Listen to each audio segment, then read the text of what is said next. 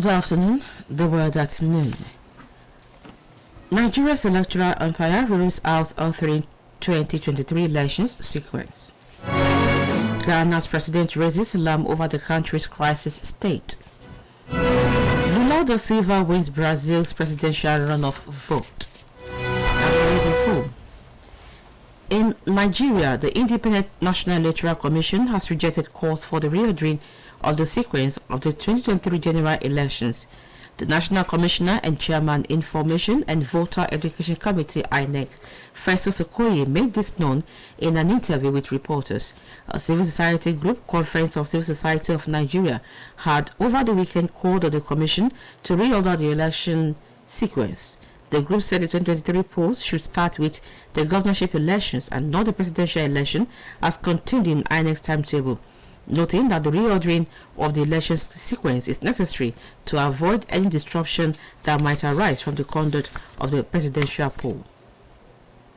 President Nana Akufo-Addo has announced that Ghana's economy is in crisis. According to him, so many evil forces have come together at the same time to cause the current economic turmoil bedeviling the country. President Akufo-Addo said that this while addressing the nation of the country's economic challenges, which have forced the government to seek support from the International Monetary Fund (IMF). The president is, however, hopeful that Ghana would bounce back from its economic predicament. Ghana's currency, the cedi, has depreciated astronomically against major trading currencies, especially the cedi, since the beginning of the year.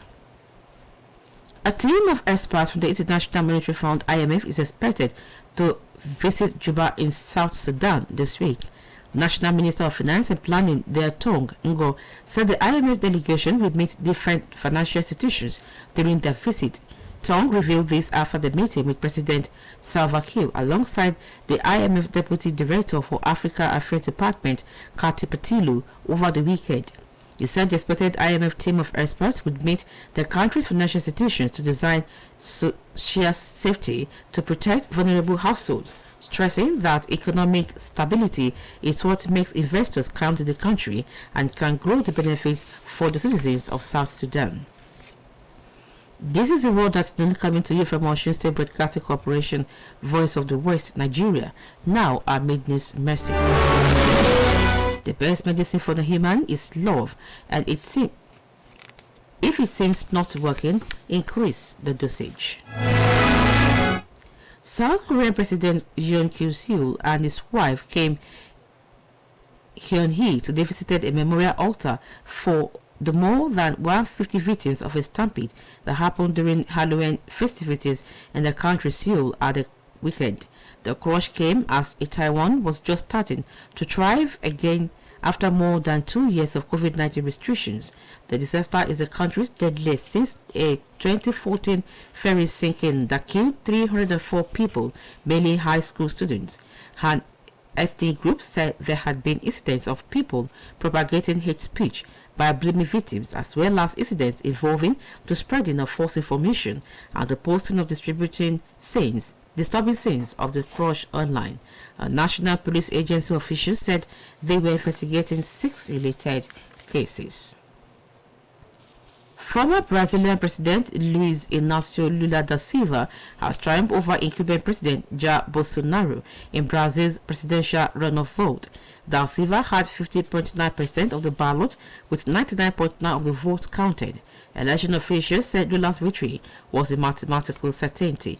The 77-year-old Da Silva's victory is a stunning turn of events for the former president, who was at the country's helm from 2003 to 2010. He would later serve 18 months in prison on corruption charges, but those charges were subsequently overturned by the Supreme Court. U.S. President Joe Biden sent Da Silva congratulations on his presidential win. The U.S. leader said he is looking forward to continuing the cooperation between the two countries in the months and years ahead. French President Emmanuel Macron, in a congratulatory note posted on Twitter, said the two leaders would renew ties of friendship between their countries.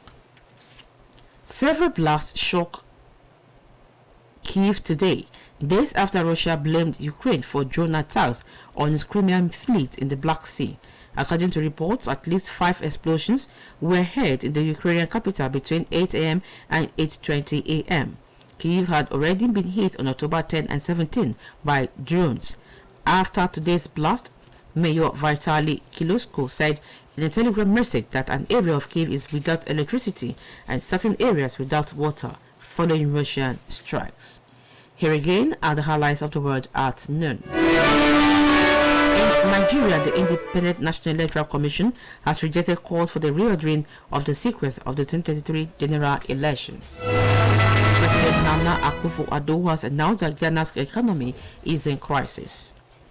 Former Brazilian President Luiz Inácio Lula da Silva has triumphed over incumbent President Jair Bolsonaro in Brazil's presidential runoff vote.